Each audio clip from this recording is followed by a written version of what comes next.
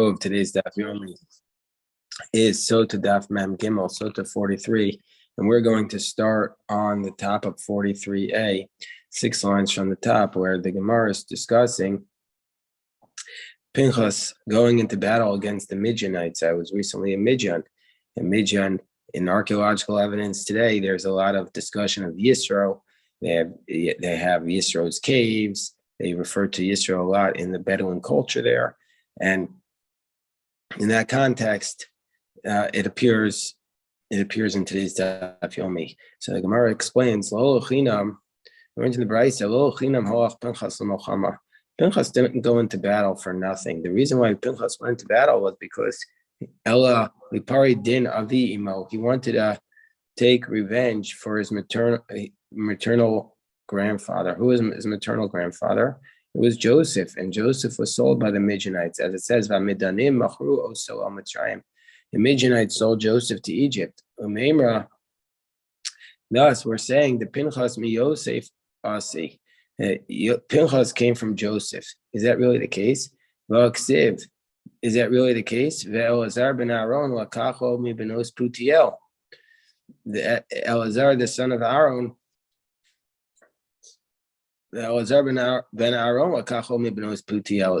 Doesn't it make it sound that Pinchas who is the son of Elazar, that Elazar took for himself a wife from the daughters of Putiel, Loisha? And what does it mean, Putiel?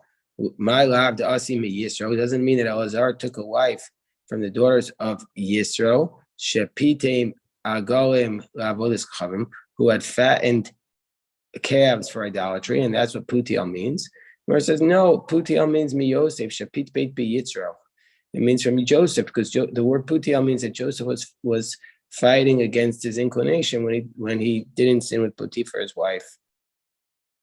Umar says, but weren't the tribes making fun of Pinchas? And they were saying, Re'isim ben Potizeh, that we see this man who's the son of this Poti, Ben Shepitem Avi Imo Agam Avodas Kochavim, this son of the man whose grandfather, this man whose grandfather fattened calves for idolatry, Yarog Nasim Yisrael, he's killing a prince from Israel. So the tribes are making fun of Yisrael.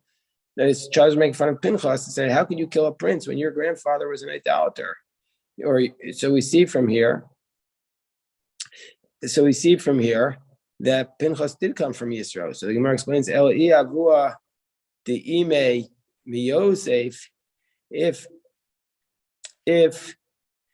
his maternal grandfather was from Joseph, Ema the Ime Yisro, then his maternal grandmother was from Yisro. The Ime the Ime Miyosef, and if his maternal grandmother was from Joseph, Avua the Ime Yisro, then his maternal grandfather was from Yisro. And Dekonami, and we can infer from this, Benos Putiel, the daughters of Putiel, which implies Trey, Mashma, implies two, Shmamina. Like I said, when I was in Midian in Saudi Arabia, you have no idea. The only way you can really imagine it is when you see the archaeological evidence and the discussion in northern Saudi Arabia of the prominence that Yisro played in that area. They have Yisro's territory. They refer to him in the Quran by a different name, and I have to remember what it was.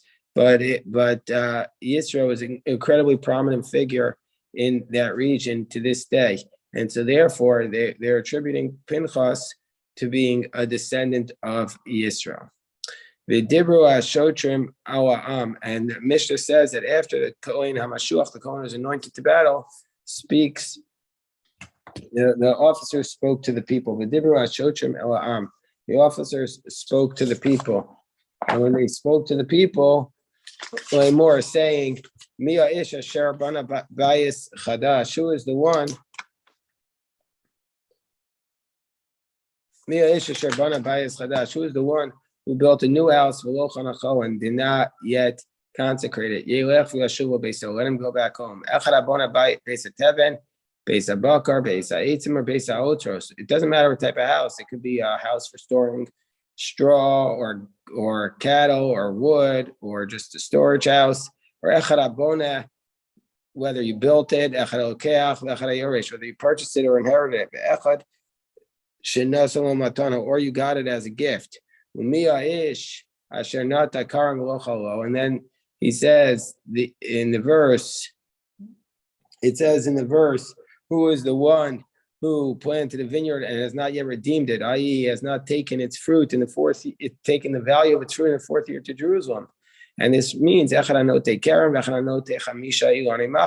doesn't mean specifically a vineyard. It could be whether you planted a vineyard or if you planted 5 types of plants together in one area, which is another definition of a vineyard. Whether you've lowered the branches down to the ground to let them grow again, that's called mavrich, or makiv, where you grafted the branches onto another tree, or you purchased, or you inherited it, or if you got this vineyard as a gift. This is a reason, exemption to go back from battle. Or who's the man who betrothed the woman and has not yet married her, or if you betrothed the virgin, whether it's a virgin, whether you betrothed the widow. Either case, you get to go back from battle. And I should just clarify, what type of war are we talking about? We're not talking about a war that you're obligated to do, which is called the Mechamas Mitzvah, like where you're being attacked, or you're going out to fight the war the Torah commanded you to do against the 7 nations, but rather we're talking about a discretionary war, that these people are exempt from the discretionary war. And afilu shameres yavam, even a woman, even if he's betrothed to, he's waiting for his brother's widow to marry her, that's called the shameres yavam. Or even if he just heard that his brothers died in battle, I mean, it's just a report. Choser uvalo, he comes back from battle. Kol elu ve'elu shomen divrei kol elu ve'elu. Excuse me. Kol elu ve'elu shomen divrei kohen marachei al-mochama. All of these people hear the words of the Kohen who is arranging them in battle. V'chozrin, and they go back to the home front. Mesapke ma'im u'mazon, and they prepare food and water. Mesaknin esadrachim, and they prepare the roads. These are the people who don't go back. It's not considered an exemption. Habona Beit Shar, one who builds somebody who builds like a security guard's home, like a home at the front of the house. Achsadra, like a porch, a portico. Merpeset is a porch. Anotea. Arba ilani mach, or somebody only plants 4 trees together. V'chamish ilani shrak, or if it's 5 trees and they're barren, these people don't go back. Amachzera skusha, so somebody divorced their wife and then remarried her, doesn't go back. Amano a kohen gadol, or kusha v'chalutza a kohen hedjo. So amachzera skusha, so this is referring. It's a little bit of a question here in my mind, because what does it mean when it says Hamachzeres Grushaso? Because the next category is somebody who, if it's a Kohen Gadol or who marries a widow, or a Grusha or Chalutz or a divorcee who marries a regular Kohen. So those are prohibited marriages. But somebody who remarries his divorced wife, he's allowed to marry her as long as she doesn't marry anybody in between. So here what we're talking about is a case. It could be 2 possibilities. It could be she's never remarried again, and still it's a permitted marriage. It's just that it's not as joyous. Or we could be talking about a case where the whole marriage is prohibited, and that's the reason why we say it's why he doesn't get an exemption from war. So that's the case of the Master Grushaso. Anyway, that's my question about the Master Grushaso. Maybe I'll try to get the answer between now and the 8 a.m. Daf Yomi. Almana Kohen Gadol, Grusha Chalutza Kohen Hedjot, and a Mamzeres and Nesino Yisrael. All these are prohibited marriages. The widow or the divorcee to the regular Kohen, the Mamzeres to a Jew, a Bas Yisrael, a Mamzer, or to a male Mamzer marrying a regular Unasin. All these cases, all Yechozer. Rabbi Yehuda says. Hold on 1 second.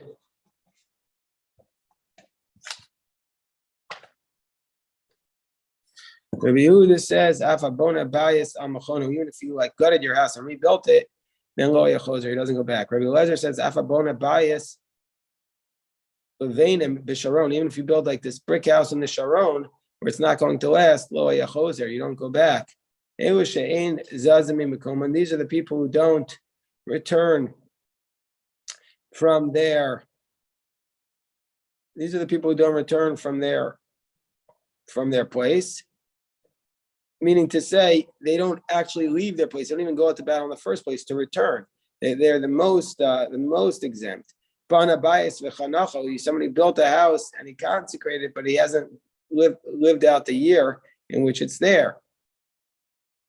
Such a person doesn't even go out to battle. She says, he hasn't lived there even the first year.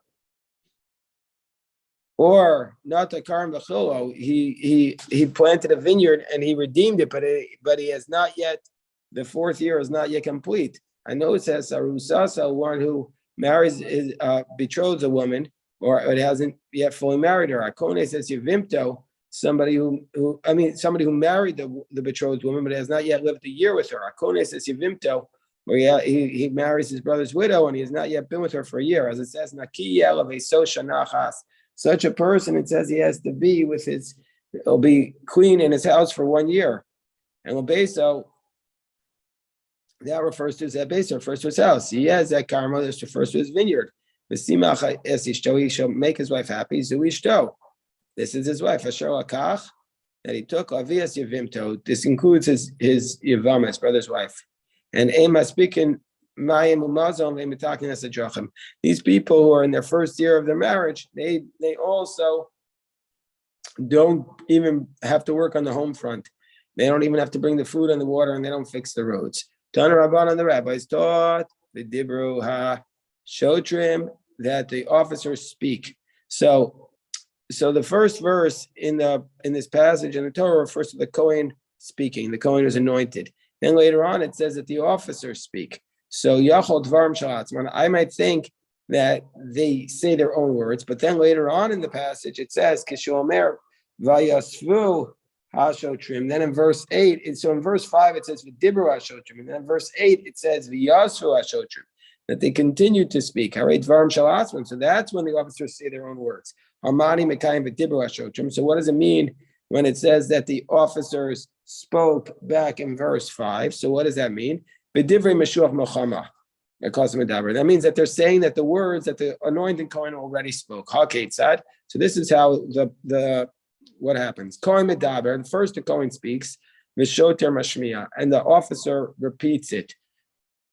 That's one source. Tanichada, a different source says Kohen medaber v'shoter mashmiya. The Kohen speaks, the officer repeats it. A different source says Kohen medaber v'Kohen mashmiya. A second brayso says the Kohen speaks and the Kohen repeats it. And a third source says the officer speaks and the officer repeats it. So how do we explain these three braysos? So we'll tell you. From the first opening verse until it says V'dibra Kohen, Medabra Kohen. That's where the Kohen speaks. Ukohen Mashmiya, and the Kohen repeats it. Miv'dibru from verse 5, Ad Vayasfu, from verse 5 until verse 8. Kohen Medaber, the Kohen says his speech, V'shoter Mashmiya, and the officers repeat their words. Then from verse 8 onward, Shoter Medaber, V'shoter Mashmiya, the officer speaks and repeats it. And then we said, Mia Isha Sharbana Bayas Chadash, who is that person who built a new house and has not yet lived in it? Tana Rabbanan Asharbana, who built a house. I only know that he gets exempt if he built a house. Let's say he bought it or got it as a gift or inherited it. How do I know he also goes back? And so that comes to include even no matter how he got it. I only know if he. So the word mia ish is extra. That's what Rashi says. I only know bias. I only know a regular house. I don't know it comes to include a base of Tevin, base of Bakar, base of Eitzim, base of Otros. These are like storage houses, says the verse, Asher Bana, which means Mikol Makom, regardless of the house. Maybe I might think it even includes a porch or a little hut at the entrance. Says the verse, bias. Ma bias a royal deer, I've called royal deer. It needs to be something that's appropriate for living in. And Rebbe Eliezer ben Yaakov says, bias kamashma. Oh, Rebbe Eliezer ben Yaakov is going to be the star of this stuff. he says it has to be a literal house, and meaning to say the storage houses don't count. Lo chanach, lo chancho. It could have just said lo chanach. Why did it say lo chancho? Comes to exclude a house, prat legazon, that you stole a house. Then you don't go back for it. Mer says, well, let's say that Rebbe Lezer, excuse me.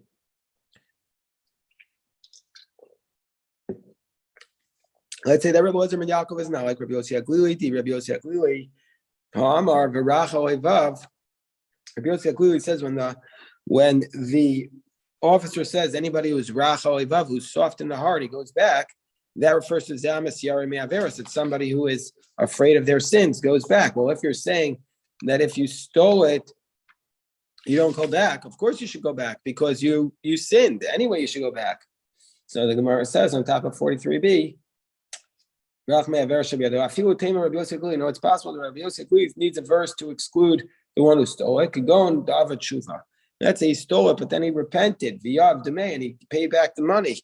So we're saying that this person also goes back, and he does not.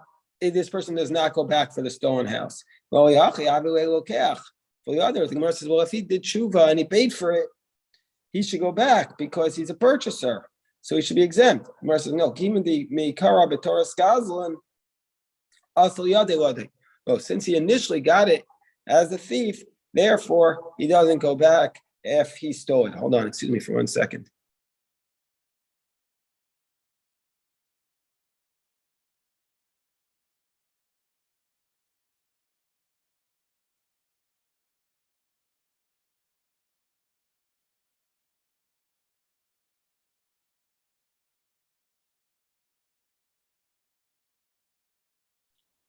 Okay, so we're saying that even according to Rabbi Yossi Aglili, who says anybody who is a sinner goes back from battle, we still need a verse to exempt a person who stole a house and paid for it because it was stole a house, because it's coming to exclude a case of a person who stole the house, then repented and paid for it. He still does not go back from the battle. And then it says, who is the one who planted the vineyard? Let him go back. If he has not redeemed it, Tana Rabbana Asher Nata. It says in the verse, Asher Nata. Eli Nata. I only know he goes back if he planted the vineyard. Let's say let's say he got it or he bought it, inherited it. Yeah, how do we know that he goes back? It says the word ish, not the karam. I only know he goes back for vineyard. Let's say it's 5 different types of plants. Or other types of plants from 5 different plants, not the same one, not a grapevine. Let's say it's just 4 plants together. Maybe he goes back for that. Or 5 plants, 5 trees that don't produce fruit. I might think he goes back. Says the verse, Kerem. No, it has to be a vineyard. Rabbi Lezer ben Yaakov, we have Rabbi Lezer ben Yaakov again. He says, Kerem Kamashmo. It needs to be a specific, only a vineyard does he go back. Lo chilel, v'lo chilelo. It could have said lo chilel. Why does it say lo chilelo if he did not redeem it? Problem mavrach or markiv means to say he doesn't go back. The Brisa says he doesn't go back if it's grafted or if it's layered onto the ground. So this contradicts our Mishnah, because our Mishnah says he does go back even if he just grafted the grapevine and made it a new tree that way, or he layered it down and got a new tree that way. So va'anan, but then we learn echan anotev, echan mavrach, echan markiv. So our Mishnah says that he goes back even if it's grafted tree, whereas this source says he doesn't go back if it's a grafted tree. So Amar Rabbi Zera, Amar Rav Chisda lo kasha. How do we explain this? Kambar kavas iser, kambar kavas heter. There's 2 types of grafting. If you grafted it in a prohibited manner, meaning to say that you grafted onto a tree, you're not allowed to because of kulayim, the prohibition of grafting one species onto another, then you don't go back. But if you grafted it in a permitted manner, you're allowed to. You go back and you're exempt from battle. So the Gemara asks, how do we have this arkavas heter? How do we have this exemption for grafting in a permitted manner? What's the source of it? What's the scenario?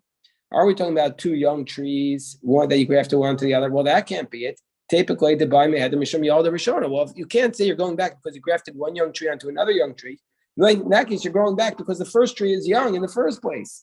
So it must be Yalda Vizakina, must be you grafted a young baby tree onto an older tree. And we're saying you go back because of the younger tree, but it can't be. But Rabbi Avo said if you graft a young tree onto the old tree, the young tree acquires the properties of the old tree. And we're not going to apply the laws of Arla. We're going to say it's automatically considered an older tree if it's grafted onto it. So Amar Rabbi Yirmiyah, what's the scenario? You graft two young trees onto each other. But you planted the first tree. First tree, you didn't have the right to go back because it wasn't for fruit, and so therefore it was planted for its wood, for beams. The Tanan Notelis Yagol Karos Pater Min Arla. Then you're exempt from Arla, and you wouldn't be exempt from the battle. So why, if the case is a young tree into an old tree, do we get rid of the properties of the younger tree? But if we plant the young tree onto another young tree, which had been initially planted for wood, we say that the first tree that was planted loses its status to the new tree that was grafted onto it. So the Gemara explains the difference is by the case of the older tree that was grafted onto it.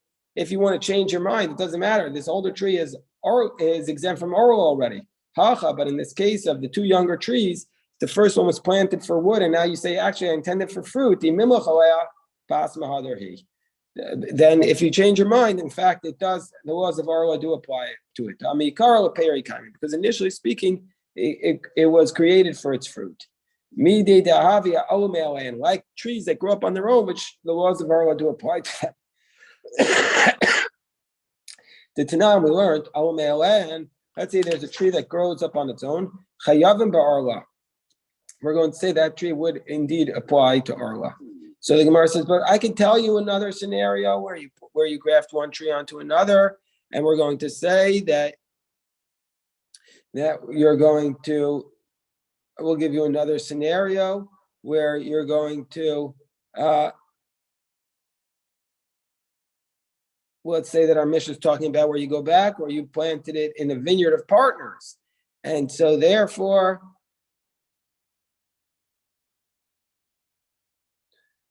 so we could be talking about a scenario where you planted as a vineyard of partners. Look, why don't we say we're talking about a vineyard of partners? The high Hadar Adide, that the first one goes back because he had his own vineyard. Vahai, and this one who grafts it on, Hadar Adideh. The vineyard, the tree he grafted it onto, the grapevine was not his. So therefore, it's telling us he goes back for the grafting. Amar Papa, but we don't say that. So that teaches us must be that if you plant a vineyard and it's owned by two people, that's not a reason to go back. Umar says, well, why not? Why is it different from a case of five brothers and one of them dies in the war? That all of them do go back. So for the one woman who's their Yavama, even though they're all not going to marry her. So Gemara explains, well, that case is different. In that case, each one of the brothers can call her his wife. They're actually calling her Yavama. Here, each one can call it his vineyard because in the case of the Yavama, one of them is going to have to marry her, and they're going to be his total wife. In this case, none of them will have total ownership over the vineyard. Rav Nachman Bar Yitzchak gives a different answer to this question. Why we have a scenario? Then our Mishnah says that you go back for grafting, but then the Brisa says you don't go back for grafting onto the tree. So what's the case where you don't go back? So Rav Nachman Bar Yitzchak says, "But Mavrach Ilan B'Yerak." We're talking about a case where you grafted a tree onto an herb. And it follows the following Brisa. The Tanya Mavrach Ilan B'Yerak. Rav Shimon Gamliel allows it. So first of all, it's not kolayim, and so you're allowed to do it, but you don't go back from battle for it. And Mishum Rabbi Yehuda ben Gamli Ishkvar Akav Chacham Osir. Chacham say it's prohibited. Ki Asir Rav Dimi.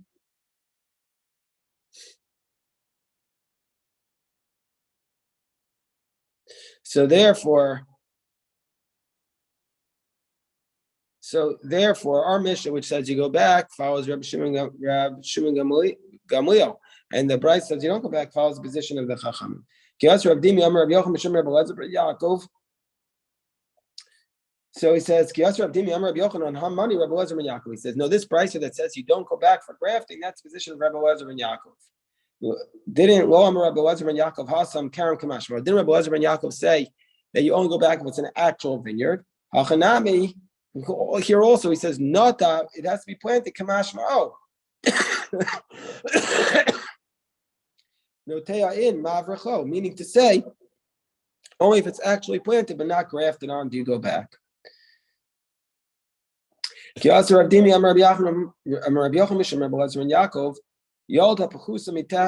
we're just saying other teachings that Rabbi Elazar ben Yaakov taught. Let's say you planted a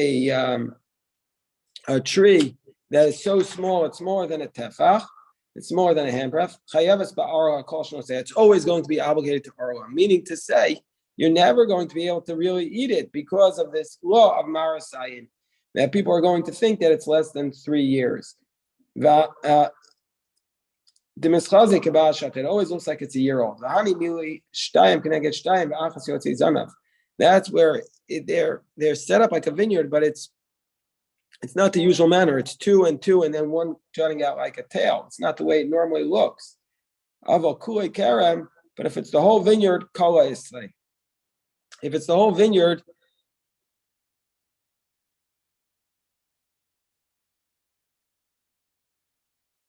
that looks like this, then everybody will see that this is an unusual vineyard, and then you'd be allowed to eat from it after the 3 years and redeem it. Another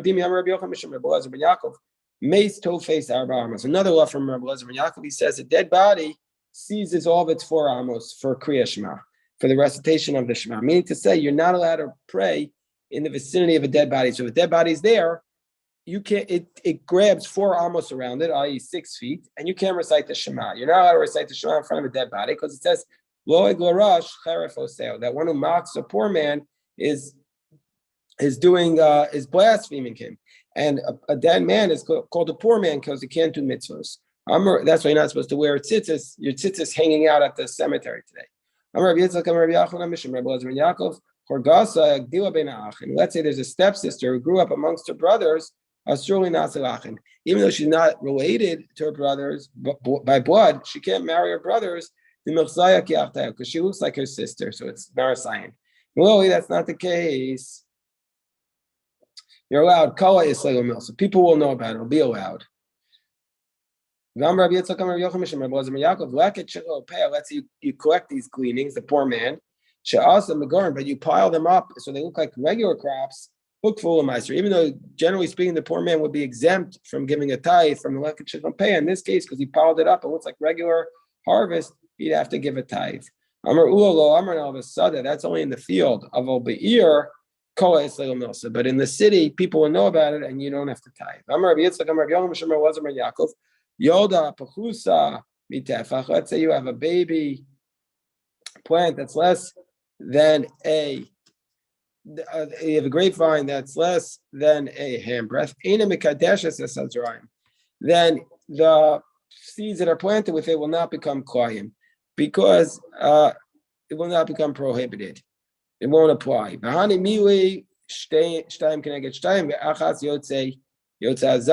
only when it's unusual. But if the whole thing looks like a vineyard, then we're going to say it is going to be considered koyim. Amar Rabbi Yitzchak, Amar Rabbi Yochanan,